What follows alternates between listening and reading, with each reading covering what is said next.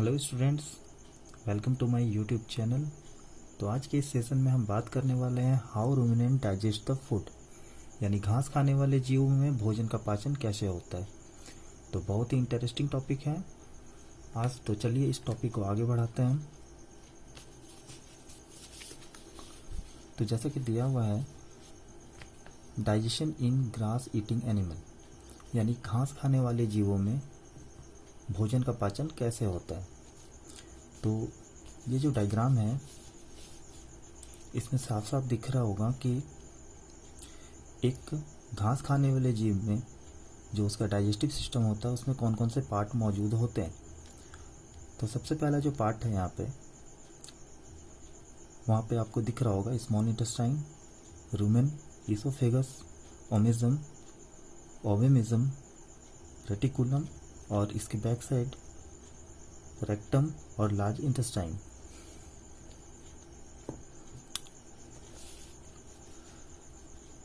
तो सबसे पहले मैं आपको बता दूं कि एक घास खाने वाले जीवों का और जो एक ह्यूमन है, जो एक इंसान है, उन दोनों के डाइजेशन के प्रोसेस में काफ़ी डिफरेंसेस होते हैं। यानी कि हम लोग पहले भोजन को चबाते हैं, जो एक इंसान होता है वो अपने भोजन को पहले चबाता है एंड देन वो इजेशन का प्रोसेस यानी अंतर्ग्रहण करता है, भोजन को निगलता है। लेकिन जो रूमिनेंट्स होते हैं, जो घास खाने वाले जीव होते हैं, वो पहले घास को वो निगलते हैं, फिर वो दोबारा मुंह पे लाते हैं उस घास को और फिर उसको च्यूइंग करते हैं यानी चबाते हैं, देन फिर उसको पेट में डालते हैं। यानी ये प्रोसेस 2 बार होता है। ऐसा क्यों होता है और घास खाने वाले जीव में पूरा पाचन कैसे होता है, तो इस सारी बातों को हम आज सेशन में कवर करेंगे। तो चलिए शुरू करते हैं। जो एक गाय का या एक जो घास खाने वाले जीव होते हैं, उसके जो स्टमक होता है उसमें 4 चैम्बर बेसिकली काम करते हैं डाइजेशन के लिए। तो वो जो 4 चैम्बर है स्टमक के, वो होते हैं रूमेन, रेटिकुलम, ओमेजम और ओवेमिज्म। ये 4 चैम्बर हैं जो एक गाय के डाइजेशन को कंप्लीट नहीं किया, उसके भोजन को कंप्लीट कराने में मदद करता है। ठीक है।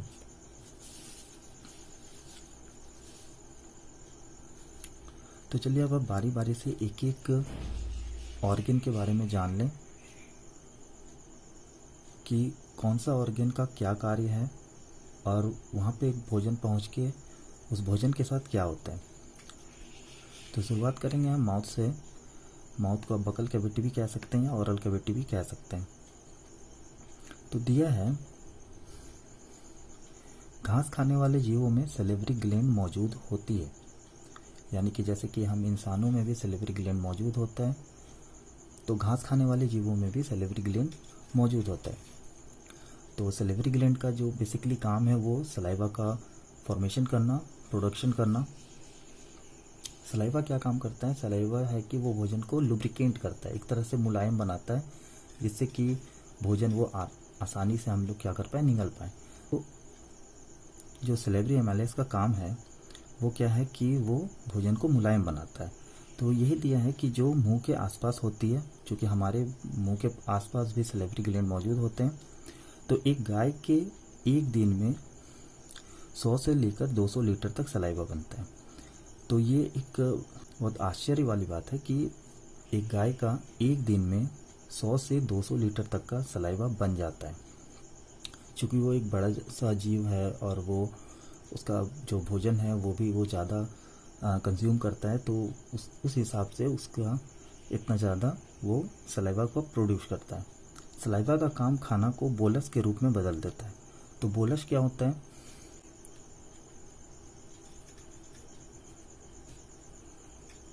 यानी कि जब कोई फूड सलाइवा के साथ मिलता है, ठीक है, जब वो दोनों साथ में, तो वो बोलस बनाता है, ये बोलस। ठीक। तो बोलस बेसिकली यही है कि जब कोई फूड आपका सलाइवा के साथ मिल जाता है तो वो बोलस बनाता है। बोलस क्या होता है? ये सलाइवा से मिला हुआ भोजन का एक रूप है जो जिसको निगलने में आसानी होता है। तो एक बॉल लाइक स्ट्रक्चर बन जाता है। वो हमारे मुंह में भी होता है, जब हम लोग खाना खाते हैं तो वो सलाइवा के साथ मिलता है और फिर उसको निगलने में आसान होता है। तो यही चीज़ यहाँ पर गायों के साथ भी है। वो फूड जो है वो सलाइवा के साथ मिलाता है और फिर वो उसको अंदर करता है, ठीक है। तो यहाँ पर शुरुआत में ऐसा नहीं होता है। शुरुआत में क्या होता है कि वो जल्दी जल्दी से, पहले आप देखे होंगे गाय को कि वो घास को मुंह में लेता है और डायरेक्ट वो क्या करता है, निगल लेता है। ये जो च्यूइंग का काम है वो जब आराम कर रहा होता है या बैठे हुए रहता है तो फिर वो भोजन को चबाना शुरू करता है।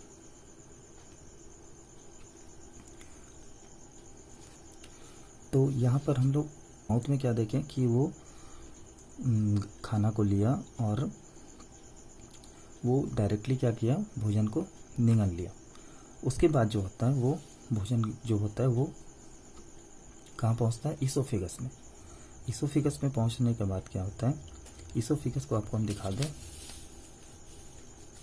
ये वाला जो पोर्शन है यहाँ, एक नली यानी खाद्य नली, ये खाद्य नली होता है। ये खाद्य नली से होते हुए भोजन पहले मुंह में गया, भोजन यहाँ से वो घास खाया और अभी यहाँ पे च्यूइंग का काम ज़्यादा नहीं होता है।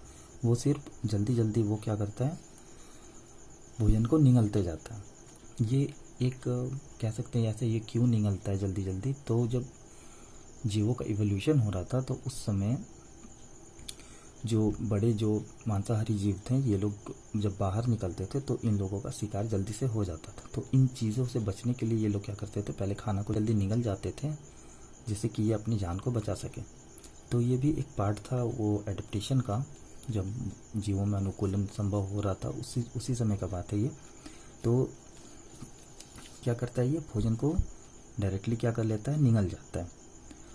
फर्स्ट स्टेज में पहले यही करता है गाय कि जो घास खाने वाले जीव है वो डायरेक्टली भोजन को निगल लिए और फिर क्या हुआ, इसी ओएसोफेगस के साथ, इस ओएसोफेगस के साथ वो भोजन क्या हुआ, सबसे पहले कहा गया रूमेन में। तो यहाँ ईसोफेगस में दिया हुआ है कि मुंह के बाद भोजन ईसोफेगस यानी खाद्य नली से होते हुए स्टमक में पहुँचता है। तो सीधी सी बात है, खाना खाएगा, मुंह में जाएगा, उसके बाद फिर वो ईसोफेगस के जरिए क्या होता है, कहाँ पहुँचता है, स्टमक में। अब यहाँ पे जो बात जानने का है कि वो स्टमक जो है वो 4 फेज में बटा होता है। पहला रूमेन, दूसरा रेटिकुलम, तीसरा ओमेजम, फोर्थ जो है वो है ओबेमिज्म। तो उम्मीद है यहाँ तक आप समझ गए होंगे। अब हम लोग नेक्स्ट टॉपिक पे आते हैं। अब जो खाना है वो ईसोफेगस से स्टमक में पहुंचा, तो स्टमक का जो सबसे पहला चैम्बर होता है जहाँ की खाना पहुंचता है वो है रूमेन। तो दिया है ये स्टमक का सबसे पहला पार्ट है या स्टमक का सबसे लार्जेस्ट चैम्बर होता है, ठीक है। तो अगर आपको हम डायग्राम दिखाएं तो आपको यहाँ पर दिखेगा ये रूमेन है, खाना यहाँ पहुँचा, ये ईसोफेगस है, खाना ये देखिए, ये एरो का साइन दिख रहा होगा आपको।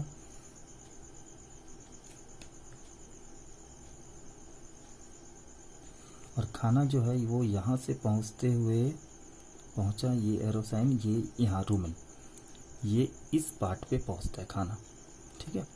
यही है रूमेन। तो ये जो है वो सबसे बड़ा कंपार्टमेंट है, सबसे बड़ा चैम्बर कह सकते हैं कि ये है, या स्टमक का सबसे लार्जेस्ट चैम्बर है, या एक तरह से खाना को स्टोर करने का काम करता है। बेसिकली काम क्या है इसका कि ये खाना को एक जगह जमा करता है। इसके आगे दिया है कि रूमेन में पाए जाते हैं 200 से भी ज़्यादा बैक्टीरिया। तो यहाँ पर एक बात है कि रूमेन में क्या होता है कि बहुत बैक्टीरिया पाए जाते हैं, 200 से भी ज़्यादा बैक्टीरिया पाए जाते हैं, जिसमें कि कुछ प्रोटोजोआ होते हैं, कुछ फंजाई भी होते हैं। तो ये बैक्टीरिया जो है वो फर्मेंटेशन का काम करते हैं, ठीक है। तो अब समझना है कि फर्मेंटेशन क्या होता है। तो फर्मेंटेशन के लिए दिया है, rumen fermentation is a process that converts ingested food into energy source for the host. अब यहाँ क्या है, तो रूमेन फर्मेंटेशन एक प्रक्रिया है, is a process that convert, जो परिवर्तित करता है इंजेस्टेड फूड को, यानी निगला हुआ खाना या जो अंतर्ग्रहण हुआ खाने का, यानी कि वो जो पेट में गया, ingested food into energy, convert कैसे करता है, यानी वो भोजन को किस में बदलता है, वो एनर्जी में बदलता है। सोर्स फॉर द होस्ट, किसके लिए बदलता है, होस्ट के लिए। अब जी होस्ट और पैरासाइट, ये आप सब जानते ही होंगे कि जो होस्ट होते हैं, जैसे कि ये जो बैक्टीरिया है जो गाय के पेट में रहते हैं, वो तो एक पैरासाइट है, और जिस पे वो रहता है वो होस्ट कहलाता है। यानी कि ये जो गाय है वो होस्ट हो गया, और जो माइक्रो ऑर्गेनिज्म है, जो बैक्टीरियाज हैं, वो क्या है, वो एक पैरासाइट है। कैसा पैरासाइट है ये, तो ये एक सिम्बायोटिक पैरासाइट है। सिम्बायोटिक पैरासाइट दैट मीन्स दोनों सहजीवी हैं। सहजीवी यानी कि उस बैक्टीरिया को उस गाय से कुछ मिल रहा है, और उस बैक्टीरिया से गाय को कुछ मिल रहा है, यानी दोनों अंतर संबंध स्थापित किए हुए हैं कि दोनों को एक दूसरे से फायदा मिल रहा है। ठीक है, और यहाँ पर है कि जो लीफ होता है, लीफ में एक बात जानिए, लीफ में सेलुलोज पाया जाता है। क्या चीज, सेलुलोज। ठीक, आगे देखिए दिया है, रूमेन के अंदर पहुंचा भोजन कड कहलाता है। यानी अब जो भोजन रूमेन के अंदर गया, जो सबसे पहला चैम्बर था वहां गया, तो जो वहां भोजन पहुंचा उसको कड कहते हैं हम लोग, कड कहलाता है, जो एक पार्सली डाइजेस्टेड फूड होता है। पार्सली डाइजेस्टेड यानी पूरे तरह से कंप्लीट फूड नहीं होता है वो, यानी पूरा पचा हुआ खाना नहीं होता है, पार्सली डाइजेस्टेड होता है, यानी वैसा भोजन जो पूरी तरह से ना पचा हो। तो पार्सली डाइजेस्टेड फूड का मतलब है कि वो पूरी तरीके से पचा नहीं होता है। भोजन पूरी तरह से पचे, इसके लिए रूमेन में उपस्थित भोजन दोबारा गाय के मुंह में जाती है, जहाँ इसे अच्छे से चबाया जाता है। अब यहाँ समझना है कि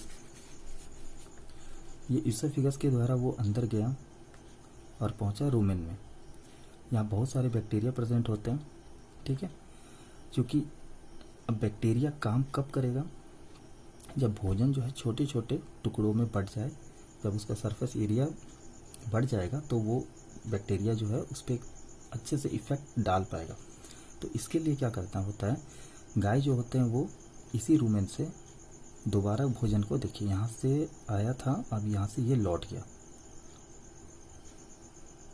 ये फिर जाता है माउथ में, ये भोजन जाता है फिर से माउथ में। ठीक है, ये दोबारा घूम के उस गाय के मुंह में जाता है, जिसको हम, तो जब ये भोजन वहाँ तक पहुँचता है, इसको बोलते हैं रूमिनेशन, यानी मुंह तक वो भोजन पहुँचा। रूमिनेशन दैट मीन्स जुगाली करना। तो जुगाली होता है, आप देखे होंगे गाय जब बैठी हुई रहती है तो वो जुगाली करते रहती है, यानी मुंह को अपना चबाते रहती है। तो वहाँ पर जब वो अच्छे से च्यूइंग कर लेती है, अपने भोजन को बढ़िया से चबा लेती है, तो फिर भोजन जो होता है वो आता है आपका इस रेटिकुलम में, यहाँ इस रेटिकुलम में आता है। ठीक है, तो इसके बारे में हम लोग देखेंगे। तो दिया है कि भोजन पूरी तरह से पचे, इसके लिए रूमेन में उपस्थित भोजन दोबारा गाय के मुंह में जाती है, जहाँ इसे अच्छे से चबाया जाता है। खाना अच्छे से चबाने के बाद वह खाना दोबारा रूमेन में पहुँचता है। जब अच्छे से चबा लिया जाता है उस भोजन को, तो दोबारा वहाँ पर रूमेन में वो पहुँचता है, जहाँ उपस्थित बैक्टीरिया छोटे छोटे भोजन के कणों पर अच्छे से क्रिया कर पाए। तो आपको बता दिए हैं कि भोजन जो है उसको छोटे छोटे टुकड़ों में बांटने के लिए वो रूमेन फिर से दोबारा उसके मुंह पे जाता है, और फिर वो दोबारा क्या करता है, उस भोजन को फिर अंतर्ग्रहण करता है, निगलता है। तो ये तो था फर्स्ट स्टेप। ठीक है, कि भोजन जो था वो निगल के पहले कहाँ गया, रूमेन में गया। रूमेन से फिर खाना उसके मुंह में जाता है, जहाँ उसको फिर से चबाया जाता है, और डायरेक्ट फिर वो कहाँ जाता है, वो रूमेन में आ जाता है। अब जब भोजन दोबारा रूमेन में पहुँचता है, तो रूमेन के बाद देखिए अब दूसरे चरण में क्या दिया है कि दूसरे चरण में भोजन रूमेन से रेटिकुलम में आ जाता है। तो यहाँ पर बात कर रहे थे हम लोग, ये भोजन जो है वो रूमेन से होते हुए फिर कहाँ पहुँच गया, इस रेटिकुलम, यहाँ पे ये एक चैम्बर है। ठीक है, इसका जो शेप होता है वो हनीकॉम जैसा होता है, हनीकॉम यानी कि मधुमक्खी के छत्ते के जैसा। तो ये रेटिकुलम में पहुंचता है, यहाँ पर भोजन पहुंच जाता है इस जगह पे, रूमेन से होते हुए रेटिकुलम में पहुंचता है। ठीक है, ये दूसरा फेज है। इस रेटिकुलम में भी बैक्टीरिया पाए जाते हैं, जो एक तरह से फर्मेंटेशन का कार्य करता है। तो फर्मेंटेशन हम बता दिए अभी कि फर्मेंटेशन क्या होता है। तो ये यहाँ पर भी एक तरह का फर्मेंटेशन का ही काम होता है। ठीक है। तो अब तीसरा जो फेज है वहाँ पर दिया हुआ है कि तीसरे चरण में भोजन रेटिकुलम से होते हुए ओमेजम में पहुँचता है। ओमेजम को देख लेते हैं ओमेजम क्या होता है। अब देखिए यहाँ पे तीसरा जो चीज़ है ये वाला पार्ट ओमेजम है, ठीक है। ये वाला पार्ट क्या है, ओमेजम है। इस वाले पार्ट को हम ओमेजम बोलेंगे। तो यहाँ पर ये वाला पार्ट ओमेजम कहलाता है।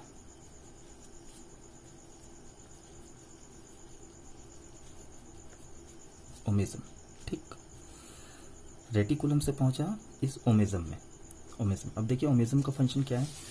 तो ओमेजम का फंक्शन के बारे में दिया हुआ है। तीसरे चरण में भोजन रेटिकुलम से होते हुए ओमेजम में पहुंचता है। ओमेजम में स्किन के बहुत सारे फोल्ड्स पाए जाते हैं, यानी स्किन वहाँ मुड़ा हुआ होता है, बहुत सारे फोल्डेड होते हैं वो स्किन वहाँ पे, जिससे क्षेत्र का सरफेस एरिया बढ़ जाता है। और ये स्किन का सरफेस एरिया बढ़ने से क्या होता है कि डाइजेशन जो है वो सही से हो पाता है, ठीक है।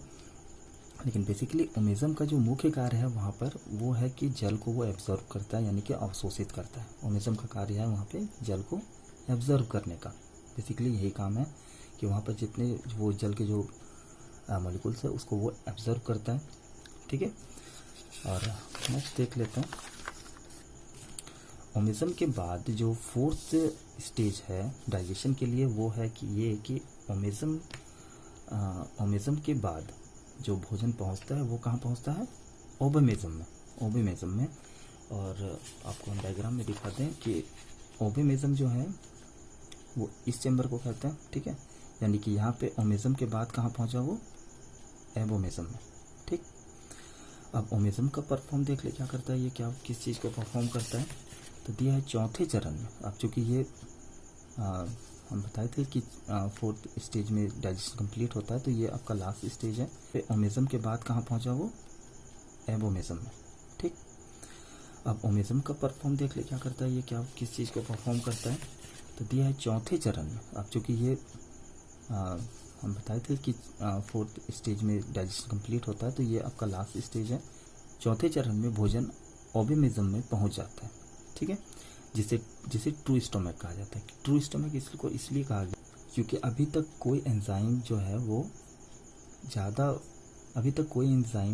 किसी भी चैम्बर में एंजाइम का सिक्रेशन उस टाइप से नहीं हो रहा था। जैसे कि हम अगर अपने ह्यूमन में देखें तो एंजाइम का सिक्रेशन होता है स्टमक में, HCl होता है, पेप्सिन होता है, रेनिन होता है। तो ये सब कुछ एंजाइम जो है वो ह्यूमंस में होते हैं, लेकिन इसमें अभी तक कोई भी एंजाइम जो है वो भाग नहीं लिया था।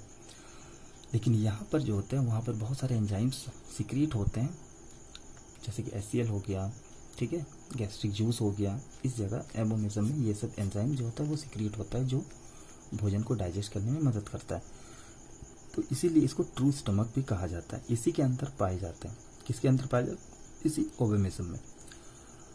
अब यहाँ पर इस ओबेमेजम में कुछ डाइजेस्टिव ग्लैंड मौजूद होते हैं, ठीक है, यानी कि पाचन ग्रंथि। ये डाइजेस्टिव ग्लैंड प्रोड्यूस करती है HCl और गैस्ट्रिक जूस। तो ये दो तरह का दिया हुआ है, एक हाइड्रोक्लोरिक अम्ल होता है और एक गैस्ट्रिक जूस ये है जो सिक्रीट करती है। इन HCl और गैस्ट्रिक जूस के कारण भोजन का पूर्ण पाचन हो पाता है, ठीक है। तो यहाँ पर इसलिए इसको ट्रू स्टोमक कहा गया क्योंकि यहाँ पर HCl और गैस्ट्रिक जूस जो होता है वो सिक्रीट होता है, और इसी जूस और HCl की वजह से क्या होता है, भोजन का एक पूर्ण पाचन यानी कंप्लीट डाइजेशन हो पाता है, ठीक है। इससे पहले वाले चैम्बर्स में जो बैक्टीरियाज हैं बेसिकली उसी का काम था, लेकिन यहाँ पर जो है वो HCl और गैस्ट्रिक जूस क्या होता है, सिक्रीशन होता है। और एक बात जो है वो आप लोगों को थोड़ा सा बता दें हम, जैसे कि यहाँ पे दिया हुआ है, देखिए पहले स्टेज में क्या होता है कि जब रूमेन यानी कि रूमिनेशन का प्रोसेस के बाद दोबारा जब रूमेन में भोजन जाता है, कहने का मतलब है कि घास खाया, कोई भी घास खाने वाले जीव जो घास खाए वो कहाँ गया, रूमेन में गया, और फिर वो रूमेन से वो उसके माउथ में गया यानी मुंह में गया, और वहाँ पर वो जुगाली किया, ठीक। तो उस दौरान क्या होता है, सलीवा के साथ वो क्या करता है, आराम से मिलता है भोजन के साथ, और क्या बनाता है, बोलस बनाता है। तो वहाँ पर जो होता है जब वो दोबारा उस रूमेन में आता है तो अब पत्ती में क्या मौजूद होता है, सेलुलोज होता है मौजूद। अब वहाँ पर सेलुलोज का जो होता है वो जो माइक्रो ऑर्गेनिज्म है, ठीक है, वो माइक्रो ऑर्गेनिज्म एक एंजाइम को सीक्रेट करते हैं जिसका नाम है सेलुलेज। ठीक है, सेलुलेज क्या करता है, वो ग्लूकोज में उसको चेंज कर देता है। ठीक है, सेलुलेज एंजाइम इस सेलुलोज को ग्लूकोज में क्या कर देता है, चेंज कर देता है। अब इसी ग्लूकोज का क्या होता है, अब ये ग्लूकोज जो है इसका जो एनिमल है, वो जो घास खाने वाले जीव है, उसका ये डायरेक्टली इस्तेमाल नहीं कर सकता। ये भी किसी चीज़ में चेंज होता है, उसके बाद ही उसका इस्तेमाल किया जा सकता है। तो ग्लूकोज जो है, फिर इसका फर्मेंटेशन होता है, पढ़े थे हम लोग, फिर फर्मेंटेशन होता है। ठीक है, कहाँ पे, रूमिनेंट में, वहाँ भी बैक्टीरिया होता है। फिर इसका फर्मेंटेशन होता है और इसको कन्वर्ट कर दिया जाता है वोलेटाइल फैटी एसिड में, वोलेटाइल फैटी एसिड, और यही यूज्ड बाय एनिमल, यानी इसी फैटी एसिड का इस्तेमाल जीव करते हैं। ठीक है, तो ये वाला जो प्रोसेस था वो कहाँ हुआ था, ये वाला हुआ था रूमेन और रूमिनेंट में। ठीक, तो ये तो था। अब यहाँ पर आपका कंप्लीट होने वाला है ये वाला टॉपिक। तो यहाँ पर हम समझ गए कि ऑर्गेनिज्म का कार्य क्या था। अब यहाँ पे स्मॉल इंटेस्टाइन बेसिकली यहाँ पर हम लोग, जैसे कि हम लोग के ह्यूमन के साथ भी वही होता है, यहाँ पे खाना का क्या होता है, एब्जॉर्प्शन होता है, जो न्यूट्रिएंट्स होते हैं उसको एब्जॉर्ब किया जाता है। तो खाना का पूर्ण पाचन के बाद, यानी खाना का पूर्ण पाचन कहाँ हो गया, इस ऑर्गेनिज्म में। तो खाना का पूर्ण पाचन के बाद खाना पहुँचता है आपका स्मॉल इंटेस्टाइन में। ठीक है, अगर आप डायग्राम को देखें तो यहाँ पर आपको दिखेगा,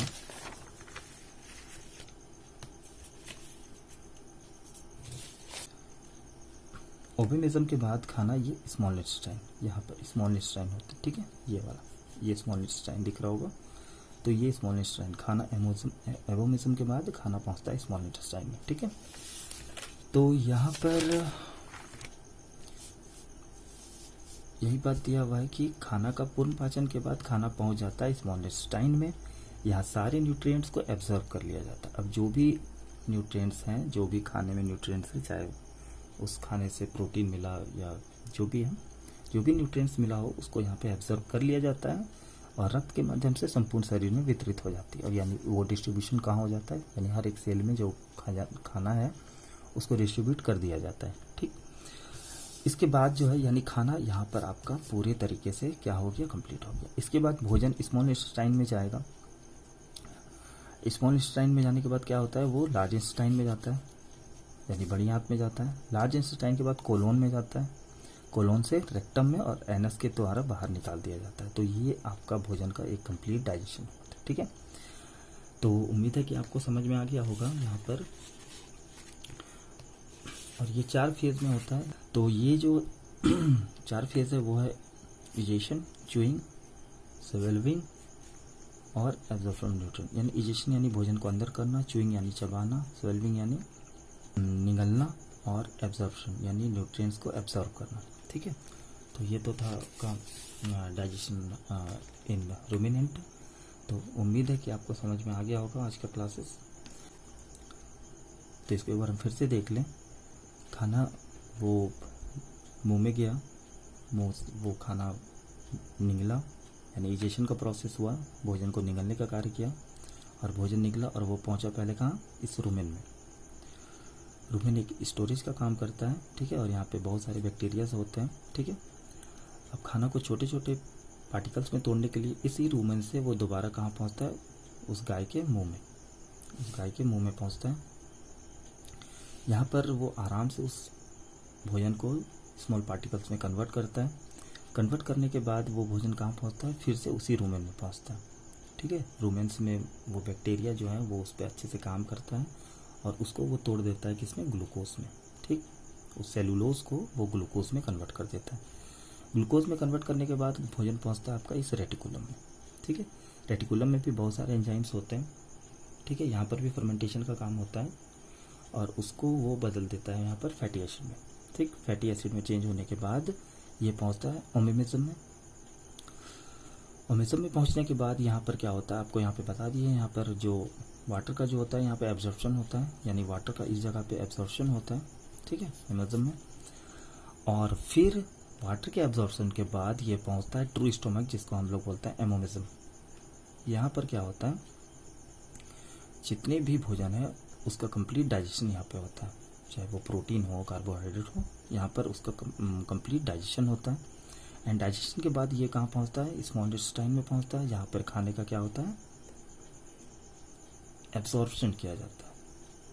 ठीक है, यहाँ पर और यहाँ पर जो कैपिलरीज होती है, ब्लड कैपिलरीज के थ्रू क्या होता है, वो पूरे गाय के पूरे पार्ट में वो क्या हो जाता है, पहुँच जाता है। ठीक है, और फिर वो लार्ज इंटेस्टाइन में पहुँच, कोलोन में, कोलोन से रेक्टम और रेक्टम से एनस के थ्रू बाहर निकल जाता है। ठीक है, तो आज की क्लास में इतना ही। उम्मीद है आपको समझ आ गया होगा। ठीक है, थैंक यू सो मच।